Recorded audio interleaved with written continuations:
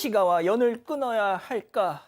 자, 오늘도 사방 가족께서 우리 가족 여러분들의 집단 지성의 판단을 받아보고 싶으시다면서 보내주신 사연인데 오늘 사연은 상당히 좀 무겁습니다. 네, 맞습니다. 이 시동생의 아이를 그동안 내 자식처럼 키워왔는데 지금껏 모른 채 하다가 뒤늦게 연락 온 시가와 연을 끊어야 할지 고민이다. 이런 사연입니다.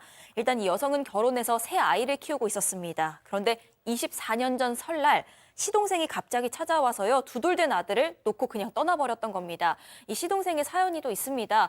지적장애를 가진 아내와 이혼을 했는데 아이를 친모도 주변 친척들도 아무도 맞지 않겠다면서 거절하면서 보육원에 보내려고 했다는 겁니다. 아이고야. 이렇게 설날 덜컥 아이를 맡게 됐는데 사연자의 남편조차도 이거 도저히 안 되겠다. 아이 보육원에 보내자라고 했지만 사연자만큼은 떠도는 아이가 너무 안타까워서 결국 아이를 맡아 키우기로 한 겁니다. 그렇게 아이 키우는 동안 시동생 비롯해서 시가에서는 단 한 번도 연락을 안 했습니다. 어허. 심지어 9년 전에 남편이 투병을 했는데 그때 시동생한테 연락해서 우리 남편이 너무 보고 싶어한다. 한 번만 만나달라 얘기했지만 그때도 끝내 무시를 했습니다. 이렇게 아이는요, 큰엄마인 사연자를 엄마라고 부르면서 자랐고 지금 20대 청년이 됐습니다. 그리고 4년 전에는 아예 호적에 올리면서 정말 친아들이 된 상태입니다. 그런데 얼마 전에 그 연락도 없던 시동생 연락이 와서는 내가 암에 걸려서 얼마 안 남았다. 우리 애 연락처 좀 달라라고 했다는 겁니다. 사연자가 너무 어이없어서 이제 호적에도 올렸다. 내 아들이다. 나와 상관없는 일이다. 이렇게 답장을 했다는데 당사자인 그 아들, 20대 청년이 된 그 아들도 불편해하는 상황입니다. 필요할 때만 찾는 이기적인 이 시동생의 부탁을 아예 무시하고 완전히 연 끊는 게 맞는지 아니면 그래도 생부인데 이 최소한의 예의로 아들 데리고 인사하러 가야 하는지 고민이라면서 이렇게 사연 보내주셨습니다. 그렇군요. 자, 기다리고 기다리셨던 부처 핸즈업 타임 유튜브 JTBC 뉴스 채널과 사건 반장 독립 채널에서 7천여 분의 가족 여러분 함께하고 계십니다. 채팅창에 OX로 함께 참여해 보시죠. 먼저 시동생입니다. 형수님, 내가 살 날이 얼마 안 남았는데 우리 지훈이 연락처 좀 알려줄 수 있습니까? 내 형수한테 면모가 없는 건 아는데 그래도 내 새끼 아닙니까? 아마 지훈이도 아빠 얼굴 한 번은 보고 싶지 않겠어요? 형수님, 연락처 좀 알려줘요, 동그라미.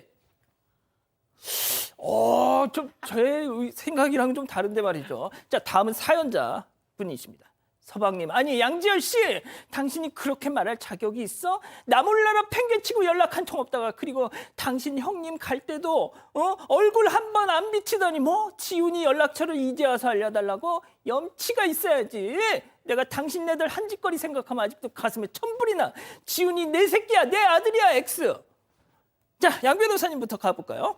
일단 요즘 호적이라고 안 하죠. 이제 가족관계 등록부에 올렸다라는 얘기는 사실은 출생신고라든가 가족관계 등록부조차도 하지 않았다라는 얘기죠. 그러니까 친부로서 한 번도 이 제대로 된 역할뿐만 아니라 법적으로도 안 했다라는 거예요.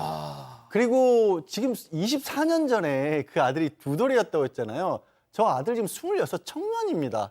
아들에게 누구보다도 더 결정권이 있는데 아들이 원하지 않고 있어요. 근데 무슨 덜컥 그 연락처를 알려줘요. 저기서 할 수 있는 유일한 방법은요.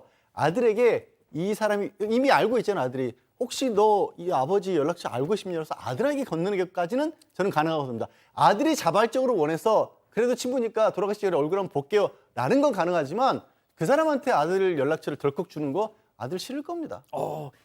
양 변호사님 말씀이 제 생각. 자, 일단 자, 교수님. 근데 이제 이게 피를 나누었다는 게 이게 사실은 그렇게 간단하게 끊어낼 수 있는 게 아니에요. 그렇기 때문에 아드님이 26살이면 성인이고요. 그렇기 때문에 전화번호는 전달을 해주는 게 맞지 않겠나. 그러나 정말 애착을 가지고 만약에 24년 동안 이렇게 헌신적으로 호적에 올려가면서 내 아들처럼 키웠다면 저 아들은 절대 심리적으로 나를 떠나지 않을 겁니다. 그렇기 때문에 결국에는 26살 된 아들이 자기 아버지의 전화번호를 가지고 마지막으로 선택할 수 있는 기회조차 아들에게 주는 게 맞지 않나 그런 생각입니다. 네. 자, 박 변호사님. 맞습니다. 두 분 다 조금 다른 것 같지만 내용은 같아요. 그러니까요. 정말 중요한 아들이에요. 두 사람이 아닙니다.